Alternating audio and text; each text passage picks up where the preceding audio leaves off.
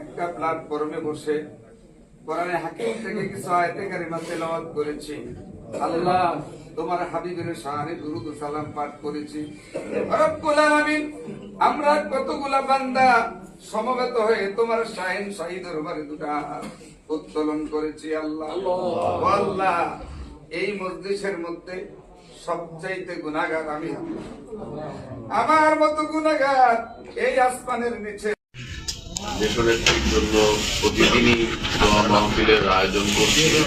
শুধু আমাদের দলের পক্ষ থেকেই নয়, আপনারা দেখেছেন যে বাংলাদেশের সর্বত্র, যেমন আমি ঢাকা শহরে গতকাল গেলাম, এমন কোনো ভবন, এমন কোনো মার্কেট, এমন কোনো প্রতিষ্ঠান বা এমন কোনো শিক্ষা প্রতিষ্ঠান নাই যেটার গেটের মধ্যে দেশনেত্রী বেগম খালেদা জিয়ার শোকের ব্যানার লাগানো হয়নি। অতীতে এই দৃশ্য বাংলাদেশে আর কোনোদিন আমরা দেখি।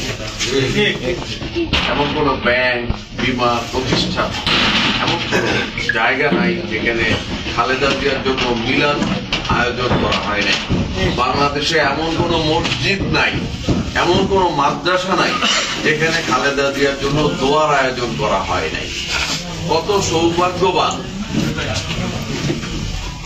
নেত্রী উনি ছিলেন, কত জনপ্রিয় নেত্রী উনি ছিলেন, সেটা তার মৃত্যুর পরে, কিন্তু এটা প্রমাণিত হয়েছে। আমরা বেঁচে থাকা অবস্থায় বলতাম যে বাংলাদেশের সবচাইতে জনপ্রিয় নেত্রী।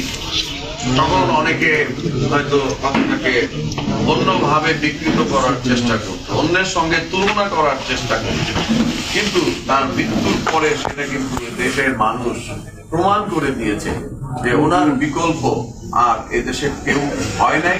এবং আবার কত বছর, 900 বছর পরে ওনার বিকল্প কেউ তৈরি হবে সেটা কিন্তু আমরা জানি না। ওনার সাথে কারো তুলনা আর কোনোদিন কেউ করতে পারবে না, সেটা ওনার জানাজায় প্রমাণ হয়েছে। ওনার এই যে জানাজা পরবর্তী যে সময়,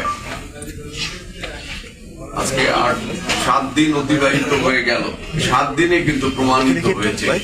এখনো কিন্তু এই শোকের দোয়া, শোক অনুষ্ঠান, এগুলো কিন্তু চলমান রয়েছে। একদিকে নির্বাচন সামনে, নির্বাচনের জন্য যে আমেজ হওয়ার কথা সেটার চাইতে কিন্তু এখন বেশি বেশি আমরা নির্বাচনের অনুষ্ঠানের চাইতেও শোকের অনুষ্ঠানগুলো আমরা বেশি করছি।